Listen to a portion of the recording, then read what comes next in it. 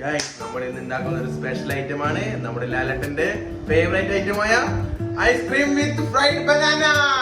Guys അതുണ്ടാക്കാൻ വേണ്ടി ബബീഷ് ഒരു പഴം എടുത്തിട്ട് നേരിയതായിട്ട് മുറിക്കുന്നുണ്ട്. പഴംമുറി ഗൈസ് അപ്പൊ അത് ഇന്നത്തെ മെയിൻ ഷെഫ് ബബീഷാണ് കേട്ടോ. ബബീഷ് പഴം മുറിക്കാലുകൊണ്ട് തന്നെ ഭയങ്കര തിരക്കിലാണ് മൂപ്പർ. അപ്പൊ ലാലട്ട സ്പെഷ്യലുണ്ട് പഴം റെഡി ആയിട്ടുണ്ട്. അപ്പൊ ബബീഷ് അത് കാണിച്ചോളൂ.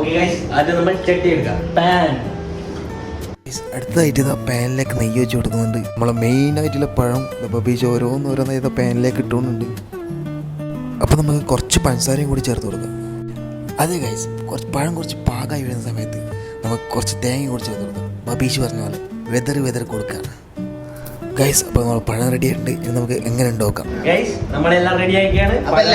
സ്പെഷ്യൽ റെഡി ആയിട്ടുണ്ട് ഗൈസ്. പഴം പൊരിച്ചത് ഗൈസ് നമ്മൾ റെഡിയാക്കി വെച്ച പഴം പ്രവീൺ മച്ചൻ ഓരോന്നോരോന്നായിട്ട് പ്ലേറ്റിലേക്ക് മാറ്റുന്നുണ്ട്. ബബീഷ് ഇത് റെഡി ആയിട്ട് നിൽക്കുന്നുണ്ട്. ബോളിൽ ഐസ്ക്രീം ഒക്കെ ആയിട്ട് റെഡി ആയിട്ട് നിൽക്കുന്നുണ്ട്. ബബീഷ് മെല്ലെ ഇതാ പഴത്തിൻ്റെ മീതിലേക്ക് ഐസ്ക്രീം ഇടുന്നുണ്ട്. അപ്പോൾ നമുക്ക് കഴിച്ചിട്ട് എങ്ങനെ ഉണ്ടാക്കാം ഗൈസ്. ലാലേട്ടൻ സ്പെഷ്യൽ. അപ്പോൾ ഫ്രൈഡ് ബനാന വിത്ത് ഐസ്ക്രീം അടിപൊളിയാണ് ഗൈസ്. അപ്പോൾ നിങ്ങളും ട്രൈ ചെയ്ത് നോക്കുക. അപ്പോൾ അടുത്ത വീഡിയോ ആയിട്ട് വരുന്നതായിരിക്കും. എല്ലാവർക്കും ഗുഡ് ബൈ.